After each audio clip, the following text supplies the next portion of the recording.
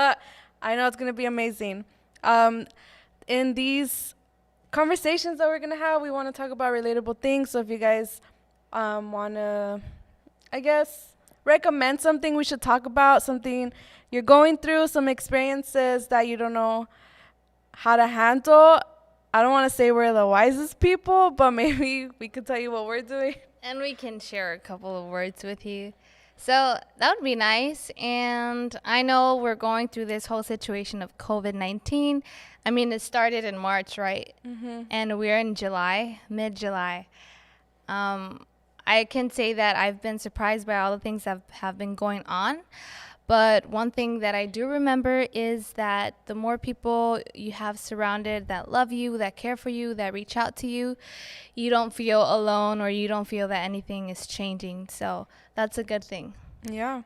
And it's pretty tough out here with maybe some of you guys don't have jobs, or I know school is online now, so it can be a little tougher. We had to kind of teach ourselves, which I'm not the best at that. Like, can our teachers give us a little discount, right?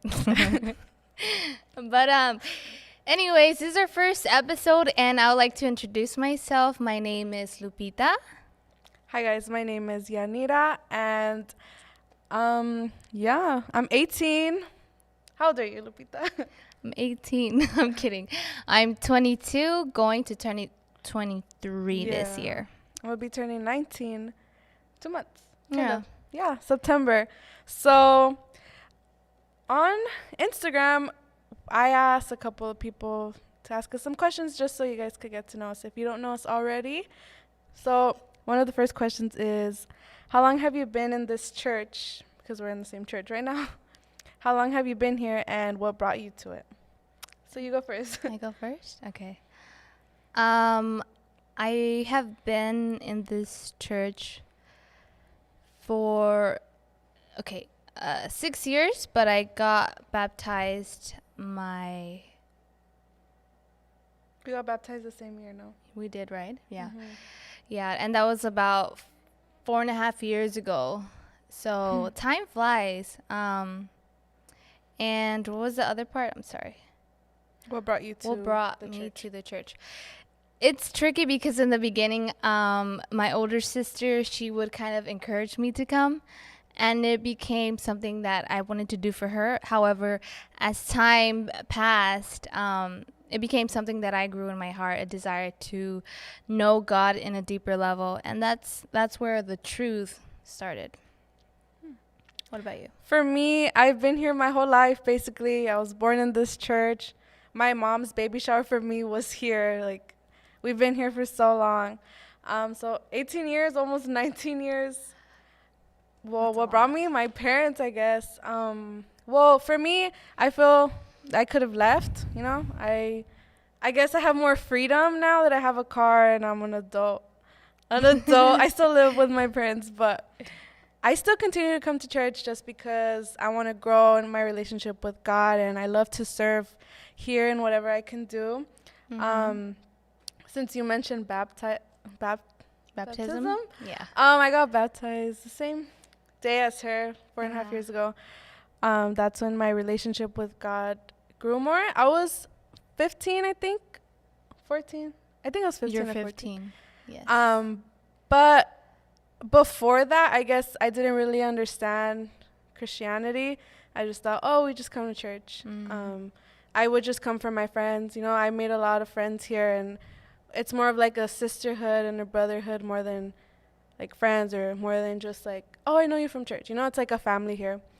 But as time went on, I really grew a relationship with God, and I like it. I love coming to church. Yeah, and I think sometimes for most of us, that's one of the things that we experience. Sometimes we don't start something for the purpose that it should be, but eventually we end up to the purpose. So, Yeah. yeah. All right, next question. This is a fun one. If you're a part of a Marvel universe, what movie would you be in and why? Okay, you start that one. I don't know. Too many good movies. Let's see. We have Honestly, I was thinking between the movie Ant-Man because it takes place in San Francisco and I love San Francisco. And Spider-Man because I don't know, I love Tom Holland. And I'm not a big fan of New York just because I don't know, the too many people. Well, there's like a rivalry between LA and New York, so I got to stick with They're one LA. of the two biggest cities in the world. But I like Spider-Man, so I would Yeah. want to meet him. I think not based on the location would I choose this movie, but all the Captain America movies. I think Captain America is definitely a person to look up to. I mean, not too much, but he has a pretty basic beginning, and he just becomes this super important person in the eyes of America, and then he has the opportunity to join the Marvel and explore. I don't think he ever went to the galaxy, huh? No, he didn't. You know how some Marvel characters had the chance to go, like Thor and a couple other people. Yeah. But I don't think No, he did. I don't know. I forgot. I haven't seen Captain America in a long time. Captain America had the chance to go. Yeah. I think with Black Widow. But anyways. Rest in peace, Black Widow, guys. Yeah. Anyways. Okay, next question that we have. How did you find your calling? That's a good one. It had me thinking, actually. How did I find my calling?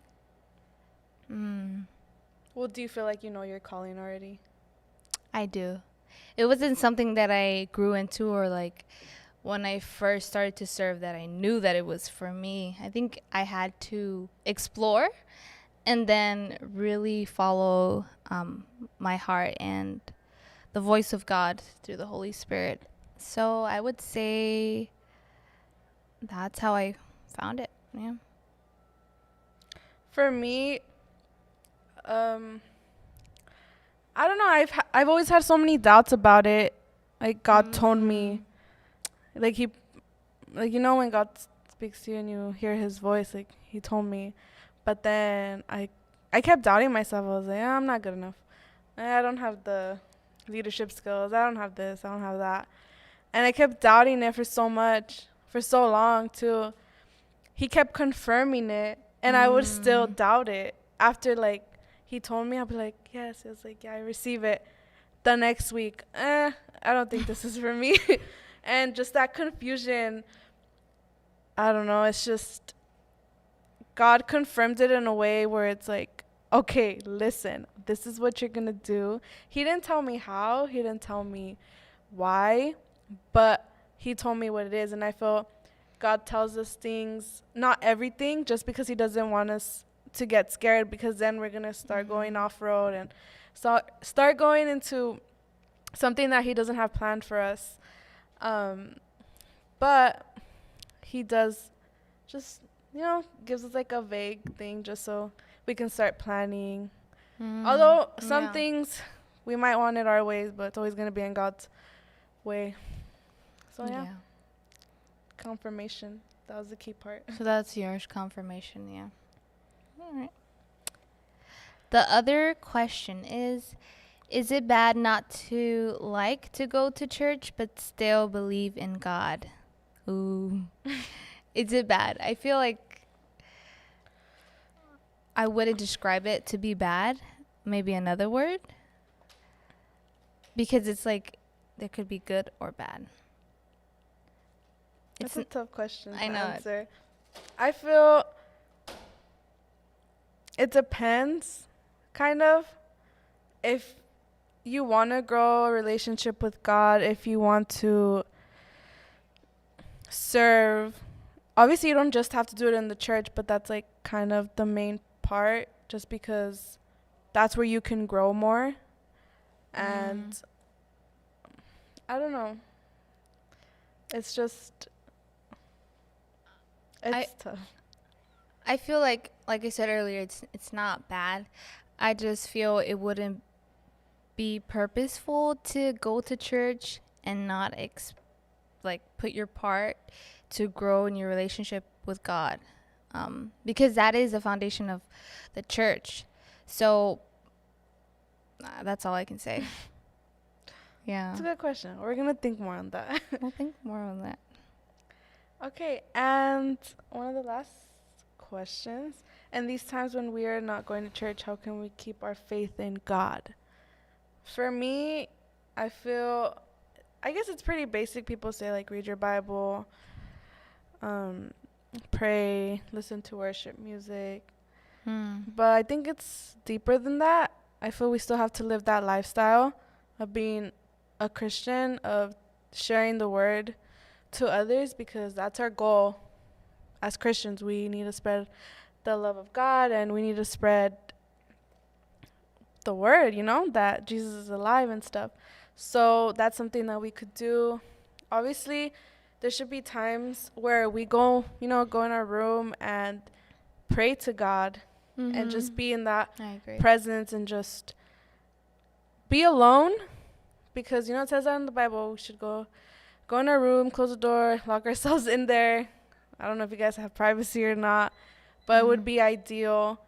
And then just wait and listen to God's voice, especially in times of, ¿cómo se dice? Desesperación. I was gonna say desperation. Yes. Is it desperation? I'm not sure. Yes. Okay, it is. In those times where we need to hear God's voice, we can't just sit there and like stare at the TV or stare at our phones. Like, we need to do our part, and we need to go in our rooms, just put worship music and just rest in God's presence, and He will speak to you. And if you say, how am I going to hear God's voice? It's hard to explain, but you'll know when you hear it. You'll feel it, especially if you have like the Spirit of God. Yeah. And don't be afraid to think out loud when you're praying. Like, it doesn't always have to happen in your brain or on the inside, your consciousness. Like, feel free to speak words of encouragement over your life, declare good words that are prosperous for you and your family and your friends. So, yeah. All of these were good questions. They were. I feel like they went from different levels. Yeah, it was personal, then a little bit fun, and the ones that made us think. Yeah, if you guys want to keep asking us questions, leave a comment down below. That sounds cheesy, but we're curious, We want to know. Like, you could ask us fun questions, personal questions, but we want to start doing these weekly questions where we answer them. Maybe they don't have to be too deep, just what you want our opinions on. That would be good. Yeah. So don't miss out on that, please. Now let's get into the good stuff. So our main topic we want to focus on is forgiveness. And I mentioned earlier, we mentioned earlier our ages. You're 22. I'm 18. Okay, don't add any more years. Even though I'm not that old. But I feel that as teens and young adults, we're trying to find ourselves, and we're trying to try new things, experience stuff that I guess normal teenagers would do. Let's be real. Sometimes people want to try drugs, alcohol, want to go clubbing. They want to do all these things. And as Christians, we know that we shouldn't be doing that. But we tend to sometimes fail God and make those mistakes. I agree. Yeah. I mean, personally, I don't think I went through that. I went through other things, but we can easily fall into those areas of distractions. You know why? I feel like because of our social groups.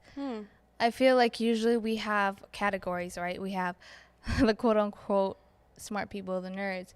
We have the cool people. We have the ones who are like skaters. You know what? I can agree with that, just because I've had different groups of friends. Like, my friends from school, I had, my friends there. And then at church, I have my other friends that are here. And with my friends from church, I want to grow more with God. I want to have a bigger relationship with God, and I want to grow in my faith. And that's because of my friends and how they seen how how God touches them and how God blesses them, like I want that too.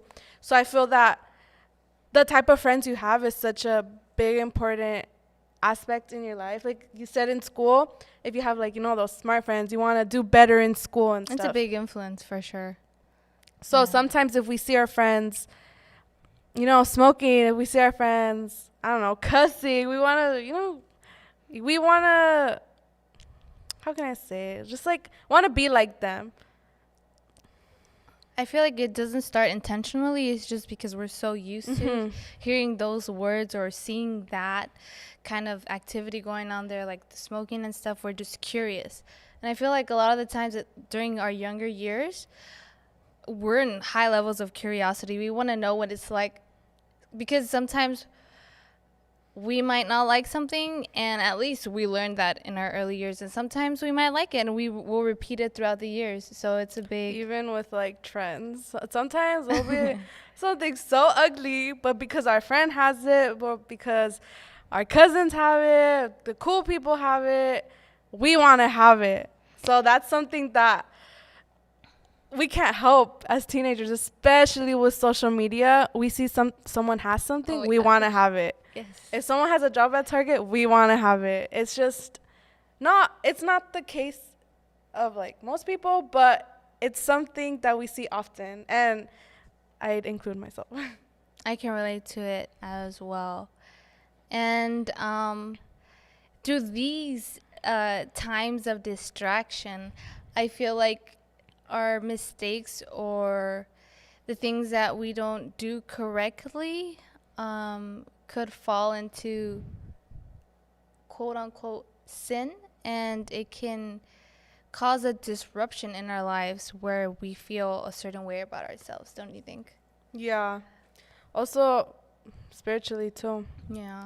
We feel that it affects us, and you know, God is a God of forgiveness. So no matter whatever sin it is, no sin is greater than the other. Every sin will be forgiven. Mm-hmm. And even, it's crazy because God is so merciful. Even if we plan, like say we plan on doing something that's like something we're not supposed to be doing and we know it's going to be a sin.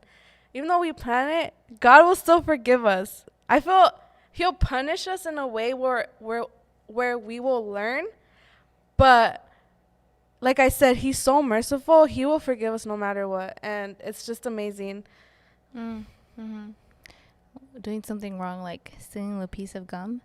Guys, I know this is funny, but when I was younger, I feel like the baddest thing I did to like involve myself in a crime was steal a gum from Target. And I felt so bad for like the rest of my life. Oh my And gosh. every time my group of friends would ask, who has done this before? Who has committed a crime or like disobeyed the law? And I'm like, I stole a piece of gum. They're like, really? Is that really something that that makes you feel guilty? But honestly, well, okay. I feel like I could relate to that kind of. When I was little, I committed a crime too. I had gone to the store with my mom at the mall, and there was these cards, like gift cards, you know, the ones that they have like in the front. Well, I grabbed them thinking they were free, and I took them, and I was just like holding them, and I walked out the store. It wasn't gonna do anything. They're just cards. They have no money. But my sister saw me, and she's like, "What are you doing?" And I was like, what, 5? I don't know. I was really little. And I was like, oh, I thought they were for free. She's like, no, they're going to get mad at you. Go take it back. She made me go back. A little 5-year-old. She made me go back and give it back. Oh, my gosh. That was so embarrassing. oh my Just gosh. because we were on the topic of that. I know. And how we were saying how we do things unintentionally. Out of those times that I've made little mistakes, there's one time where the gum that I took, I felt so bad that I went back and returned it, and I was honest. I was like, I'm so sorry. I didn't mean to take it. I got it, and I thought I was going to pay for it, but I didn't. So here you go. And I feel like sometimes we have to do that with God. We have to tell him, I'm sorry. I didn't mean to do it. Please forgive me. Because we can think about it in our head like, yeah, we did something wrong. But if we never confess it to God and really mean for him to give us his mercy, then I don't think we'll go anywhere, honestly. And in 1 John 1:9, it says, if we confess our sins, he is faithful and just and will forgive our sins and purify us from all unrighteousness. So it connects with this, it's all about being honest with God. And what happens when we're not honest with ourselves? That's another deeper question, right? Yeah, I feel that once we ask for forgiveness, we're forgiven. And it says it in the Bible. But it's one thing for God to forgive us, but it's one thing to not forgive ourselves. And that's another thing that we tend to dwell on. And that, again, could affect us spiritually. It can. For example, me, like we said, we all fail. There's this one time I was just like, I felt like God could never forgive me for what I did. And it distracted me so much from a youth event that I was at.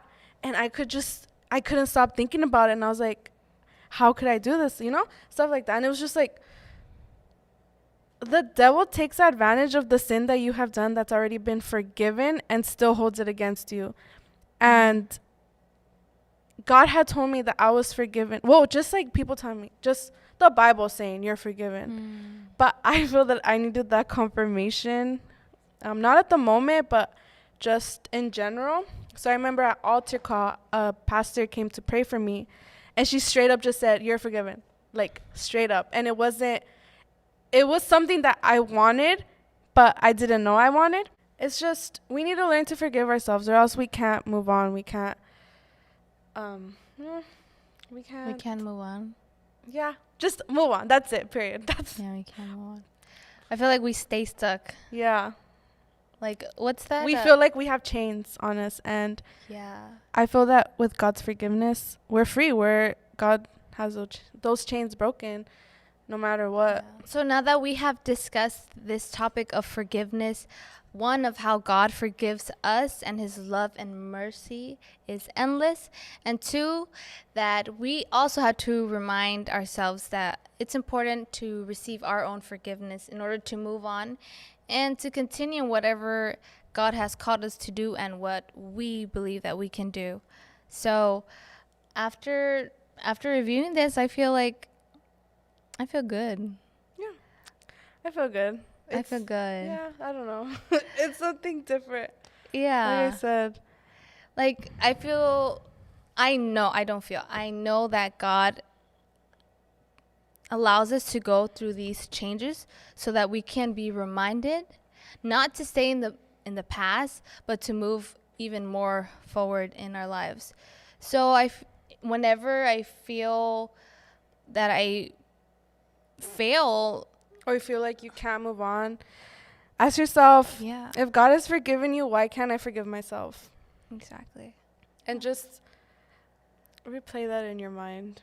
Yeah. Just know God's forgiven you. And pray about it.